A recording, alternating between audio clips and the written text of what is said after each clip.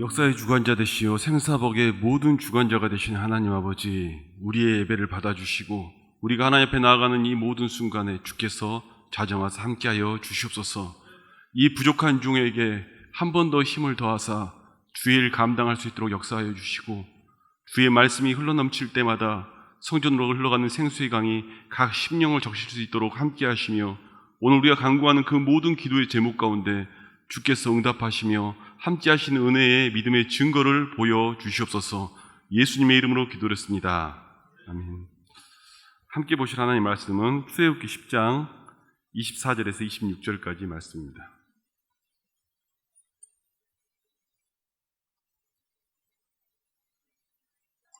출애굽기 10장 24절에서 26절까지 말씀입니다. 제가 24절 읽고요, 25절 여러분이 읽고요, 26절 함께 읽겠습니다. 바로가 모세를 불러서 이르되 너희는 가서 여호와를 섬기되 너희의 양과 소는 머물러 두고 너희 어린 것들은 너희와 함께 갈지니라. 우리 하나님 여호와께 드릴 제사 번제물을 우리에게 주어야 하겠고, 함께 읽겠습니다. 우리의 가축도 우리와 함께 가고 한 마리도 남길 수 없으니 이는 우리가 그 중에서 가져다가 우리 하나님 여호와를 섬길 것임이며, 또 우리가 거기에 이르기까지 어떤 것으로 여호와를 섬길는지 알지 못함이니이다 하나. 아멘. 저희가 제가 한 달 전에 너무 멀리 가지든 말라 이 제목으로 함께 말씀을 나눴는데요, 두 번째 시간으로 출애굽기를 계속해서 보다 보니까 그렇게 함께 은혜를 나눌까 하는 생각을 갖고 함께 말씀을 준비해 봤습니다. 최근에 저희 목사님께서 사사기 13장 삼손 이야기들을 해나가고 있죠. 전 참 많은 은혜를 받고 있는데요. 여러분에게 질문 하나를 좀 해볼까 합니다. 삼손이 블레셋 여자를 취하고 타락을 했죠. 타락을 했는데 그것을 우리가 보는, 그 성경을 보는 이유에 대해서 여러분과 함께 나눠보려고 합니다. 여러분, 지금 여기 젊은 청년들이 저는 금요일 때 많이 와서 너무 좋은데요, 우리 청년들도 생각해 볼 수 있는 얘기라는 생각이 들어요. 여러분, 지금 여러분이 살아가고 있는 이 시대가 죄악을 범할 유혹이 더 강렬합니까? 아니면 삼손이 살고 있던 그 시대가 죄악을 범하기 더 유리한 시대일까요? 원래 마스크를 쓰면 대답이 빨리 안 나오는 것 같아요. 어떤 것 같습니까? 삼손이 살던 시대가 더 죄악을 범하기 쉬웠나요? 아니면 지금이 더 죄악을 범하기 쉽나요? 이렇게 말하실 것 같았어요. 대부분 생각할 때요, 다 지금이라고 말합니다. 왜냐하면 현실적으로 제게 다가와 있는 문제니까. 그런데요, 저희가 성경을 보는 이유는 거기에 있어요. 뭐가 어디 있냐면, 저는 약간 다르게 생각을 합니다. 어떻게 생각하냐면 그때나 지금이나 동일하다고. 그렇기 때문에 성경을 통해서 그 시대를 보면서 또 오늘을 보게 되는 거죠. 왜 그러냐면요, 사단이 동일하기 때문이에요. 그때 역사하던 사단이나 지금 역사하던 사단이나 동일하다는 사실이에요. 왜냐하면 여러분이 보고 있는 매체, 미디어, 문화, 환경을 보면서 난 타락할 요소가 많아 이렇게 생각되죠. 삼손도 마찬가지였어요.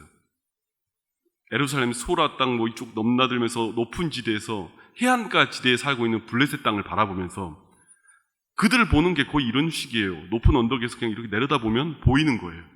그들은 뭘 하죠? 타락한 삶을 살고 있고 향락에 젖어 있고 놀고 즐기고 이 이스라엘 사람들하고는 다른 삶들을 살고 있어요. 언덕만 내려다보면 포르노예요. 언덕만 내려다보면 죄악과 타락된 그 모든 것들이 보이는 거예요. 그러니까 삼손이 어떻게 되죠? 힘도 강하죠. 과시하고 싶은 욕심도 나죠. 그리고 그곳에 놀고 즐기는 그것이 어느 날 하나하나 크면서 더 좋아져 보이기 시작하는 거예요. 나이가 들어가면서 점점 더 부모로부터 자유를 누리면 누릴수록 뭘 생각하죠? 그게 더 좋아 보이는 거예요. 저는요, 그냥 블레셋 여자를 취했다 여기에서 생각할 수 있는 것이 아니라 삼손의 삶 속에서도요, 수많은 유혹들이 동일하게 있었다고 생각합니다. 왜냐면요, 그때 역사하던 사단과 오늘 우리에게 역사하는 사단이 같은 놈이기 때문이죠. 죄송합니다. 놈이라고 말해도 되죠, 근데. 같은 놈이기 때문이죠. 그래서 동일한 방식의 동일한 이야기로 공격을 합니다. 그래서 우리가 성경을 보면서요, 그 시대에 이야기했던 그 이야기가 오늘 우리에게도 동일하게 적용이 되는 거예요. 제가 너무 멀리는 가지 말라라는 그 이야기를 어디에 나오냐면요, 지난 한 달 전에 제가 설교할 때 이야기했던 내용이죠. 8장에 나옵니다. 출애굽기 8장에 보면요, 바로가 이스라엘 백성들이 우리가 하나님께 제사를 드려야 하는 민족입니다. 우린 제사를 드리겠습니다. 그렇게 말하니까 뭐라고 말하죠? 너무 멀리는 가지 마라. 제사 드려. 너무 멀리는 가지 마라. 이렇게 이야기하죠. 뭐죠? 예배는 드리는데 최선을 다하지 마. 야, 기도는 하는데 최선을 다하지 마. 찬양을 하는데 뭘 찬양을 해. 최선 다하지 마. 이게 지금 누구의 이야기라고요? 바로 입에서 나오는 이야기예요. 내 영역 안에서 너희가 예배를 드리고 내 영역 안에서 너희가 살아라, 이 얘기를 하는 거죠. 여러분, 우리가요, 코로나 사태를 맞이하고 이런 상황들을 겪으니까 많은 이들이 예배에 대해서 또 어느 순간 소홀해지는 그런 마음들이 들 수도 있습니다. 저희 그 에셀 부부 한 가정에서 이제 저희가 대화를 나눈다 그런 얘기를 하더라고요. 아빠, 오늘은 피곤한데 예배 드리러 가지 말자. 어떤 아이가 그랬대요. 저희 에셀 부부 아이가. 왜? 영상 예배 드리자, 피곤한데. 그 집사님이 너무 충격을 받았대요.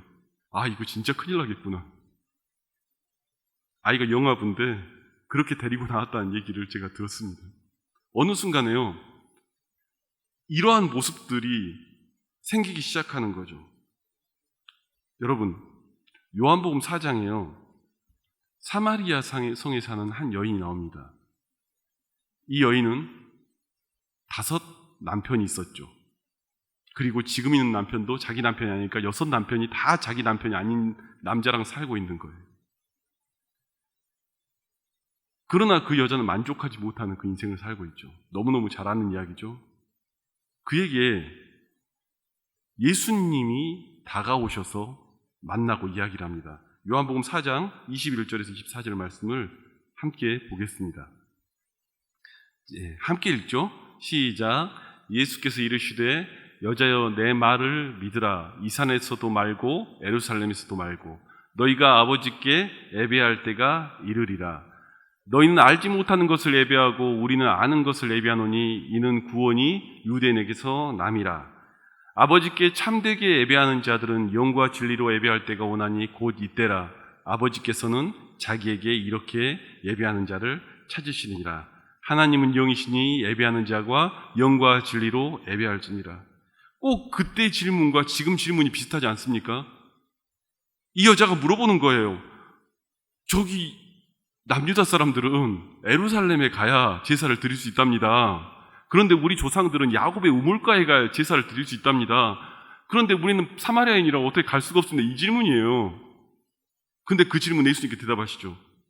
이 산도 말고 저 산도 말고 예루살렘도 말고 너희가 아버지께 예배할 때가 이르리니 영과 진리로 예배할 때가 오나니 이는 그 아버지께 예배하는 자를 찾으시느니라. 이 얘기가 지금 거기에서 나오는 거예요. 그곳이건 이곳이건 장소가 중요한 것이 아니라 너희 마음의 중심이 중요하다고 이야기하는 것이죠. 어느 순간 예배를 충분히 드릴 수 있는 시간이 다가왔어도 저희 교회 얘기하는 건 아닙니다. 어디 놀러 가는 게 좋아서 가시고 그게 좋아서 아주 당연한 것처럼 돼버리는 그 순간들. 여러분, 우리 주님은요, 우리의 마음을 다한 예배를 원하시는 거예요. 사단은 예배의 형식만을 갖추기를 원하는 거죠. 그냥 모습만 갖추기를 원하는 거죠. 예배의 형식만을 갖추기를 원하지 그것을 다 하라고 얘기하는 것이 아닙니다. 그런데요, 오늘 제가 여기서 이어서 오늘 본문을 가지고 다시 한번 이야기하려고 합니다. 출애굽기 10장 24절 26절 말씀에 여러분, 이제 이 출애굽 진영에 어떤 일이 벌어지냐면요. 흑암으로 다 둘러싼 거예요. 모든 땅이 다 어두워진 거예요. 깜깜해진 거예요. 그러고 나니까 정말 그 바로의 애국 군대들마저도 뭐라고 말하죠? 그 정도 그 9번째 재앙까지 펼쳐지니까 무슨 얘기를 하냐면 왕이요 애국 망했습니다 이 얘기하는 거예요. 지금 다 애국 망한지 모릅니까? 지금 망했어요. 그냥 지금 이 수준까지 온 거예요. 거의 다 돼가지고 이제 와서 그 정도 되면 우리가 신하들이 그 정도로 말할 정도면 왕은 어때야 되죠? 아 이제 끝났구나 졌구나 이렇게 생각을 해야 되잖아요. 그런데요 바로가 여기서 지지 않습니다. 강팍함이 아직 끝날 줄 모릅니다. 바로가 모세를 불러서 24절 말씀입니다. 이르되 너희는 가서 여호와를 섬겨라. 근데 자녀들도 데려가고 너희 영역 가서 예배 드려라. 그런데 뭘 하지 말라는 거죠? 너희의 양과 소는 머물러 두고 너희 어린 것들은 너희와 함께 갈지니라. 이렇게 말해요. 야 가! 너희 제사 드리러 가. 너희 예배 드려. 그런데 뭘 하지 말라고요? 양과 소는 여기 놔두고 가. 야! 예배 드려. 헌금하지 마. 아깝잖아. 그거는 내 거야. 이게 바로의 이야기. 부교육자 신분에 좀 부담스러운 얘기를 하고 있습니다. 그런데요, 저는 평안교회 성도들은 굉장히 헌금에 대해서 굉장히 잘하시는 것을 제가 알기 때문에 제가 조금 마음은 편합니다. 무슨 얘기를 하는 거냐면요. 마치 물질은요, 어떤 것 같냐면요. 우리의 제2의 생명과도 같아요. 물질 있는 곳에 마음이 있기 때문이죠. 사단은요, 우리에게 뭘 얘기하냐면요. 그거 아깝잖아. 뭐죠? 그거 네 거잖아. 뭐죠? 그거 내 거잖아. 이 얘기를 하는 거예요. 그렇게 해서 머물러 서게 만들기를 원하는 거죠. 오늘 우리가 어쩌면 이러한 공격 속에 살아가고 있는지도 모릅니다. 어쩌면 우리가 이러한 공격 속에 끊임없이 살아가고 있는지도 몰라요. 제가 저희 교회 새가족 성도들이 저한테 찾아와서 질문을 하실 때가 있습니다. 근데 제가 이제 부교육자로 한 10여 년 하다 보니까 느끼는 바가 하나 있어요. 성도분들이 목회자에게 와서 어떤 질문을 할 때에는 예전에는 너무 뻔한 얘기니까 제가 들으면 아주 심플하게 신학적으로 대답을 해드린 적이 많았어요. 왜냐하면 제가 말한 게 맞으니까 그냥. 그런데 목회를 한 10여 년 하다 보니까 느끼는 게 있어요. 저 성도가 얼마나 많은 고민을 하고 목사님께 얼마나 많은 이야기하는 것에 대해서 갈등을 하면서 내게 찾아왔는지를 제가 알게 되더라고요. 그 성도분이 찾아왔는데 얼굴에 쓰여 있어요. 정말 이 질문에 대하여 엄청난 고민을 하신 거예요. 근데 여기 계신 분들한테 이 질문을 얘기하면 아니 저거를 왜 질문을 해 이럴지도 모르겠어요. 근데 무슨 질문이었냐면요. 새 가족이니까 조금 이해해 주세요. 근데 그분은 정말 고민을 많이 하시고 제게 다가와서 여쭤봤어요. 목사님 11조를 왜 해야 하는 겁니까? 이 질문이었어요. 그런데 이 성도님의 얼굴을 봤는데 정말 고민을 많이 하신 얼굴이었어요. 그래서 옛날 어르신들 설교하듯이 말라기서를 봐라, 네가 복을 주는지 안 주는지 봐라, 뭐 이러고 싶었지만 그분한테 맞는 이야기를 하고 싶다는 생각을 순간 하게 됐습니다. 그분한테 맞는 이야기를 해드리고 싶었고 그분이 알아들을 수 있는 표현으로 해드리고 싶다는 생각을 하게 됐죠. 그래서 오늘 말씀 한번 더 보겠습니다. 창세기 14장 18절로 20절 말씀입니다. 성경 많이 찾죠? 좀 그래도 따라와 주세요. 창세기 14장 18절에서 20절 함께 읽겠습니다. 시작. 살렘왕 멜기세덱이 떡과 포도주를 가지고 나왔으니 그는 지극히 높으신 하나님의 제사장이었더라. 그가 아브라함에게 축복하여 이르되 천지의 주제이시오 지극히 높으신 하나님이여 아브라함에게 복을 주옵소서. 너희 대적을 내 손에 붙이신 지극히 높으신 하나님을 찬송할지로다 하매 아브라함이 그 얻은 것에서 10분의 1을 멜기세덱에게 주었더라. 여러분, 영적인 세계에서는요 항상 존재하는 것이 있습니다. 뭐냐면 아버지의 길을 따라간 자, 그리고 따라가지 않은 자가 항상 존재하죠. 그래서 마치 그 두 개의 탑으로 저기 바벨론부터 예루살렘까지 그 창세기부터 요한계시록까지 그 얘기를 쭉 담고 있는 것이 성경이에요. 그런데 오늘 대표 주자 중에 한 주자가 누구냐면 아브라함과 롯이에요. 아브라함은 어떻게든 하나님의 뜻을 따라 하려고 한 사람이죠. 근데 롯은 뭐죠? 하나님을 알지만 소돔과 고모라가 좋았고 더 화려해 보이는 게 좋았고 누리고 싶은 것들이 좋았죠. 에베는 들이지만 저 밖에 세상이 더 좋았고 세상의 즐거움들이 좋았고 그 모든 것들이 더 기쁨으로 다가왔던 거죠. 처음부터 누가 갑자기 소돔과 고모라로 빠지는 사람이 있습니까? 마음 중심에서 찾다가 그 모습의 믿음대로 그 길을 걸어가는 거죠. 그런데 오늘 여기 14장에 무슨 일이 벌어지냐면요. 그 1절에 보면요. 시날 왕 아므라엘, 엘라살 왕 아리옥, 엘라, 그돌라옴의 고임왕, 소돔왕, 고모라, 바르사, 아드마, 막 이렇게 5대4의 전쟁이 벌어지는 거예요. 국제전이 벌어진 거예요. 최초의 국제전입니다. 5나라 대 4나라의 전투가 벌어진 거예요. 시날 땅이면 지금 말하면 바벨론이죠. 그러니까 바벨탑이 쌓였던 그곳에서 전쟁이 벌어진 거예요.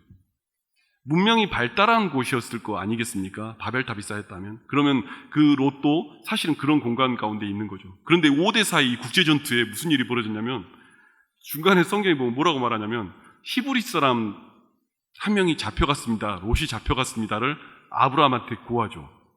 그러니까 아브라함이 자기의 훈련된 군사, 자기의 집에서 있는 군사 318명을 거느리고 가서 그 5대4 전투에서 사가 이겼거든요.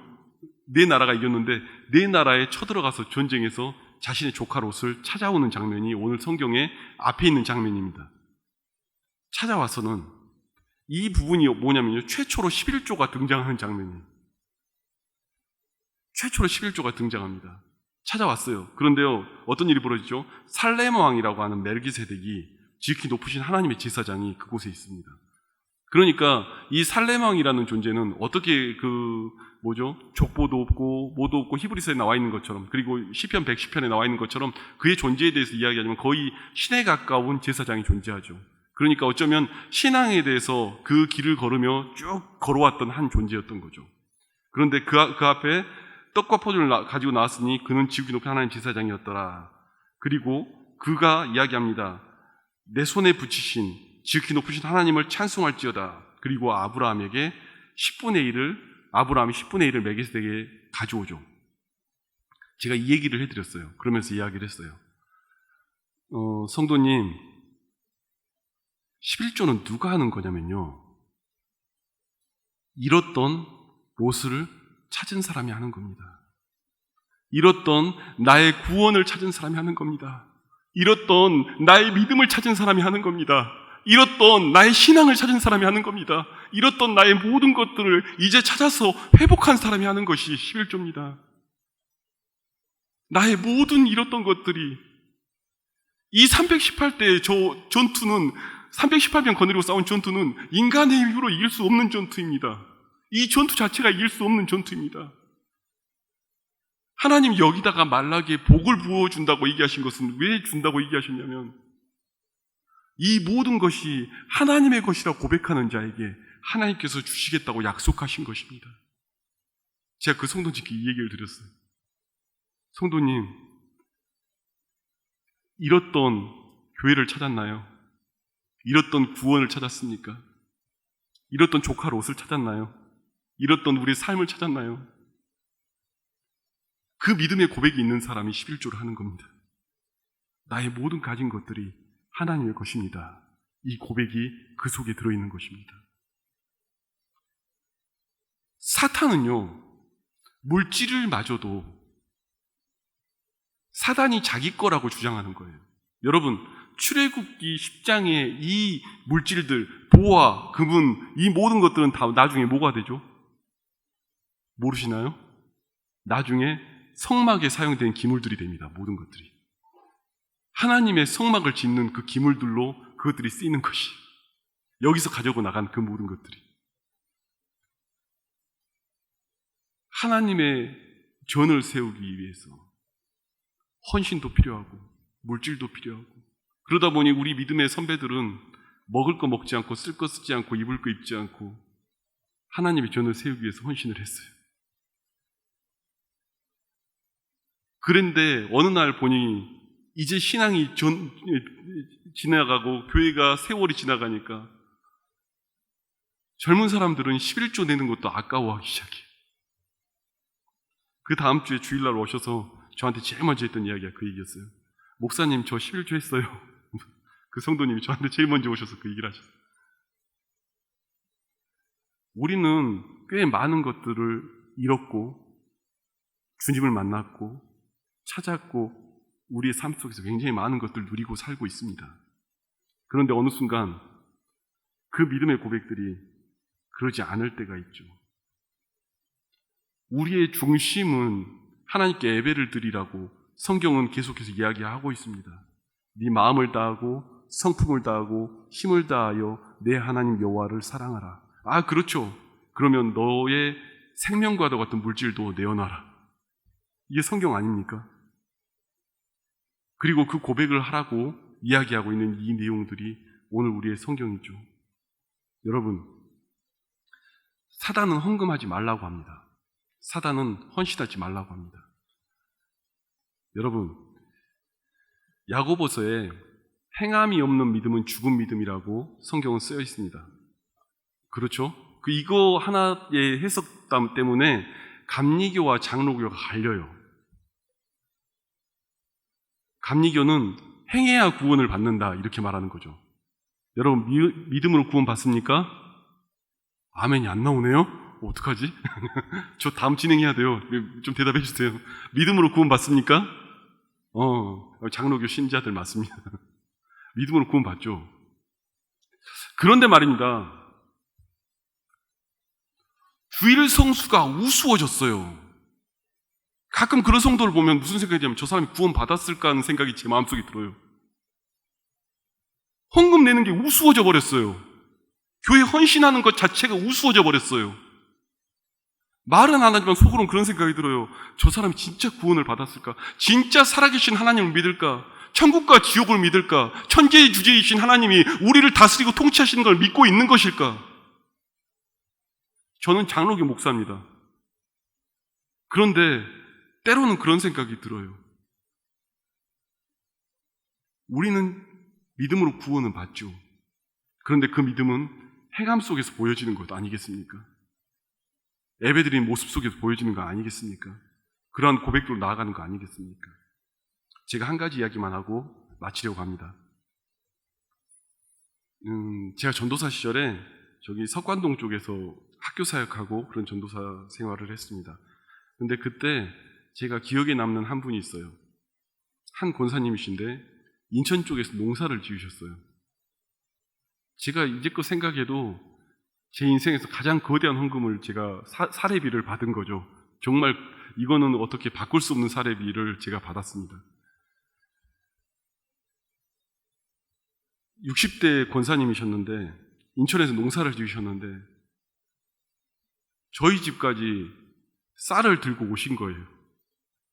젊은 사람들 같으면 택배로 보낼 만한데 당신이 농사한 쌀이라고 첫 쌀이라고 들고 쌓아갖고 오신 거예요. 그거를요 대중교통을 이용해서 오신 거예요. 인천에서부터 저기 석계 그쪽까지 버스 갈아타고 전철 갈아타고 메고 끌고 와서 제가 그 쌀을 드는데 한 40kg 좀 되게 느껴졌는데 너무 무거운 거예요. 근데 그걸 들면서 제가 눈물이 핑 돌았어요. 야, 이렇게 섬기는구나 하고 집에 가져가 왔습니다. 제가 그때 살던 집 이문동이었는데 마루에다가 이렇게 그 금색 보자기로 쌓아가지고 가지고 오셨는데 마루에 놨어요. 제 아내가 지나가면서 이건 뭐야? 그랬더니 건들지 마. 이거는 감히 풀 수 있는 게 아니야. 제가 막 이랬어요. 밤중에 다 자고 저도 화장실 가려고 나오다가 갑자기 그 쌀을 보고 그런 생각이 들었어요. 아, 내가 기도를 해야 되겠구나. 그래서 그 쌀을 안고 기도를 했어요. 하나님, 권사님에게 복을 더하여 주시고 하늘의 신령과 땅의 기름진 것 부어주시고 막 이런 기도를 했어요. 하나님, 그 가정 속에 하나님의 종이 있다고 하오니 그 목회자의 가는 길 속에 주께서 예비하시고 기도를 한참 하는데 제가 딱 30분 기도를 그렇게 했는데 30분 있다가 내 기도가 바뀌는 걸 경험했어요. 내가 하고 있는 기도가 성령이 주장하면서 내 입술의 이야기들이 바뀌기 시작하는 거예요.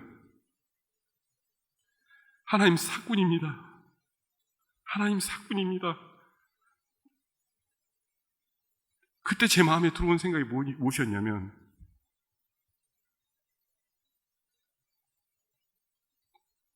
그때 제 마음에 들어왔던 생각이 사꾼이 받은 만큼 일하는 게 사꾼이죠. 내가 받은 만큼 일하겠다는 게 사꾼이죠. 목자는 뭐죠? 그들의 아픔과 그들의 공고함과 그들의 기도 제목을 돌아보려 한 게 목자죠.